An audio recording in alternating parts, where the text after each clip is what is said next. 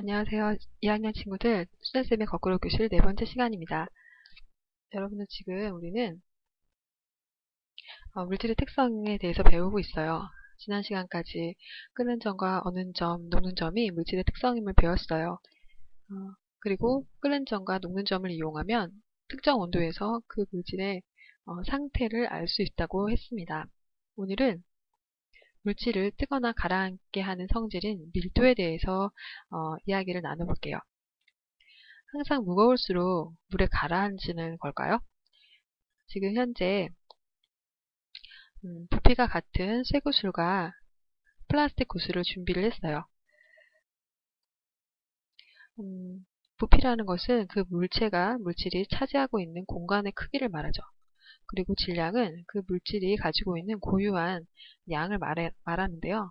질량은 어디에 가도 변함이 없다고 하죠. 그래서 지구에서 쇠구슬의 질량을 잴 때랑 달에 가서 잴 때랑 같은 값이 나오는데요. 지금 둘의 부피는 같아요. 플라스틱도 10, 쇠구슬도 10 세제곱 센티미터의 부피를 가져요. 그런데 질량은 쇠구슬이 80이에요. 플라스틱 구슬은 8g이에요. 10배만큼 가벼우니까 물에 뜨는 걸까요? 그렇다면 이번엔 둘의 질량을 같도록 만들어 줄게요.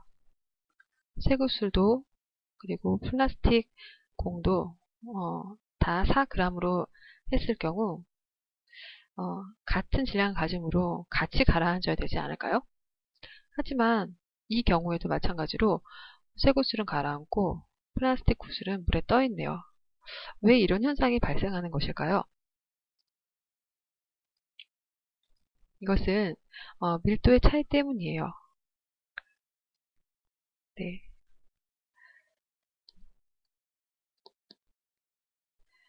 네, 선생님 지금 컴퓨터로 하는 거라 이게 지워지지가 않아서 잠깐 지우고 할게요. 네. 밀도란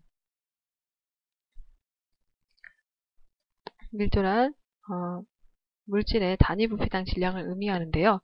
즉 어떤 물질의 부피에 대한 질량의 비를 우리가 밀도라고 합니다. 부피만을 가지고 물질이 뜨고 가라앉는 것을 설명하는 것은 어렵고요. 질량만을 가지고 역시 물질이 뜨고 가라앉는 것을 설명할 수는 없습니다.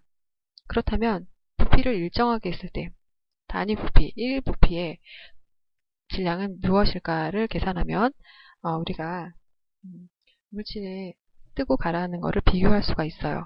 그래서 밀도는 부피분의 질량을 의미하고 밀도의 단위는 질량의 단위인 그램 나누기 부피의 단위인 세제곱 센티미터 혹은 밀리리터를 사용해서 그램 퍼 세제곱 센티미터, 그램 퍼 밀리리터를 주로 사용합니다. 그래서 아까 화면에서 보여줬던 쇠구슬의 부피에 대한 질량의 비를 구하면 이와 같이 식으로 세울 수가 있어요. 부피 10에 대해서 질량을 80.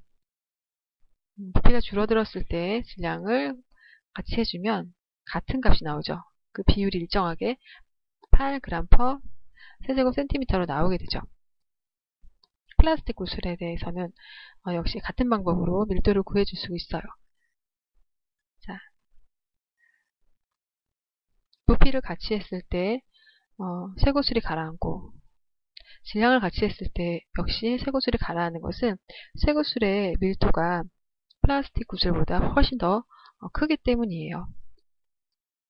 이렇게 우리가 밀도를 비교해보면 그 물질이 뜨는지 가라앉음을 알아볼 수가 있습니다. 네. 그래서 밀도를 알기 위해서는 질량과 부피의 개념을 확실하게 알고 있어야 되죠. 질량은 장소에 따라 변하지 않는 물질의 고유한 양이고 윗접시 저울이나 양팔 저울을 사용하여서 우리가 수치를 측정할 수가 있습니다. 부피는 물질이 차지하는 공간의 크기이며 눈금 실린더나 피펫을 이용해서 우리가 측정을 할 수 있어요. 그래서 질량을 측정할 때 사용하는 윗접시 저울은 물체에 작용하는 중력과 분동에 작용하는 중력이 같아 수평을 이룰 때 그때 물체의 질량과 분동의 질량이 같은 것을 이용하는 방법입니다. 왼쪽 접시에 그러니까 평평한 곳에 윗접시 저울을 두고 0점 조절 나사로 0점을 맞춘 후 왼쪽에 알고 싶은 물체를 올려놓고 오른쪽에는 수평을 맞춰가며 분동을 올려놓고 분동의 총 합을 계산하면 이 물체의 질량이 계산이 되는 것이죠. 분동을 올려놓을 때는 항상 무거운 것부터 올려놓아서 수평을 맞추도록 합니다. 전자저울을 이용하면 조금 더 편하게 되는데요. 전자저울 역시 평평한 곳에서 사용을 하시고 액체의 경우에 빈 용기를 올려놓고 용기의 질량을 빼기 위해서 0점 단추를 누릅니다. 고체의 질량을 측정할 때는 약포지를 올려놓고 0점 단추를 누릅니다. 그래서 약포지의 질량을 제외한 고체의 질량을 측정하는 것이죠. 부피를 측정할 때는 눈금 실린더에 액체를 부어서 액체 표면과 수평이 되도록 눈금을 읽어주고 최소 눈금의 10분의 1까지 어림하여 읽어줍니다. 고체 부피를 측정할 때는 두 가지 방법이 있는데 모양이 규칙적인 경우 자로 직접 길이를 재서 가로, 세로, 높이의 길이를 각각 재고 그것을 전체 곱해서 부피를 측정합니다. 모양이 불규칙한 고체는 물질이 녹지 않는 그런 액체를 준비하여 액체를 눈금 실린더에 넣은 후 액체의 처음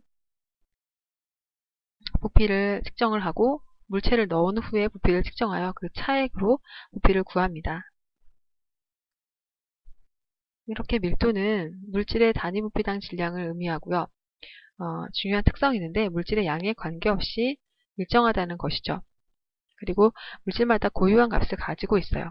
그래서 물질을 구별할 수 있는 특성이 됩니다.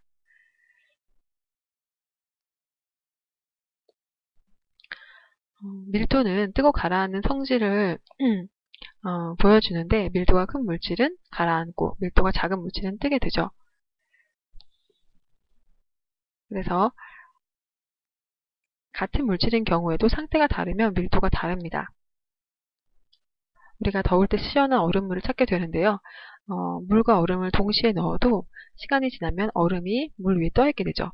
그 이유는 얼음의 밀도가 물의 밀도보다 더 작기 때문이에요.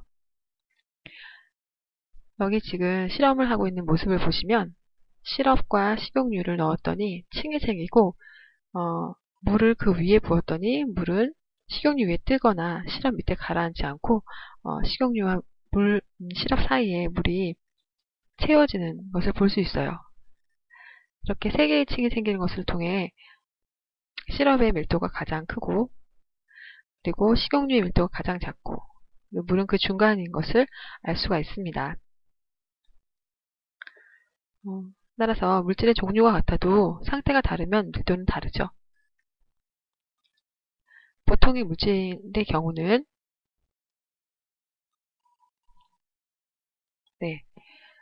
보통의 물질의 경우는 고체일 때 가장 밀도가 크죠.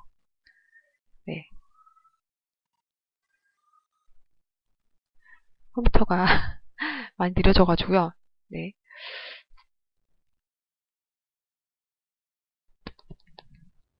보통의 물질은 고체일 때 가장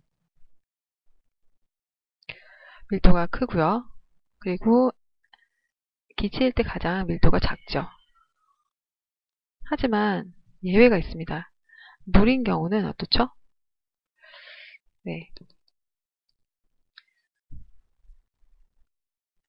물인 경우는 액체의 밀도가 가장 크죠. 그리고 고체, 기체 순이에요. 그것이 왜 그럴까요? 여러분들이 고민을 해서 수업 시간에 정리를 할 수 있었으면 좋겠어요. 힌트를 주자면 기체인 경우는 기체 알갱이 하나의 그 사이즈를 부피로 재는 것이 아니라 기체가 돌아다니고 있는 공간 전체를 부피로 측정을 해요. 따라서 기체는 매우 큰 공간을 차지하게 되므로 부피가 고체나 액체에 비해서 큰 편이에요. 따라서 밀도는 작아지죠. 그리고 기체는 온도나 압력에 따라서 부피가 매우 크게 변합니다. 그래서 기체인 경우 온도나 압력에 따라 밀도가 크게 달라지는 현상이 나타나죠.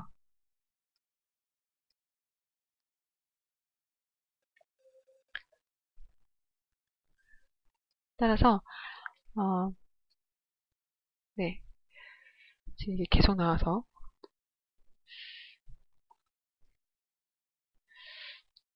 네, 여러 가지 물질의 밀도를 비교하면 고체인 경우에 밀도가 큰 수치를 나타내죠. 기체는 매우 작은 수치를 나타내죠. 근데 고체 중에서 물의 밀도 1보다 작은 경우의 고체는 바로 얼음입니다. 그래서 겨울철에 호수가 얼면 가장 밀도가 작은 얼음이 물 위에 뜨게 되므로 표면에 얼음이 형성되는 것을 또 볼 수가 있죠. 그렇다면 여러분 퀴즈 두 문제를 내줄게요. 자, 밀도에 대한 설명으로 옳은 것은 O표, 옳지 않은 것은 X표 하는 문제입니다. 여러분들 포스트잇에 답을 적어서 다음 수업 시간 전에 붙여주시길 바래요. 두 번째 퀴즈예요. 서로 섞여 있지 않는 A, B, C, D 물질을 컵에 넣었습니다. 이렇게 층을 이루게 되었을 때 질량이 5.4g이고 부피가 2세제곱센티미터인 금속 조각을 이 층에 넣으면 어떤 위치에 금속 조각이 떠있게 되는지 풀어보세요. 그리고 다음 시간엔 용해도에 대한 내용들을 정리할게요. 수고하셨습니다.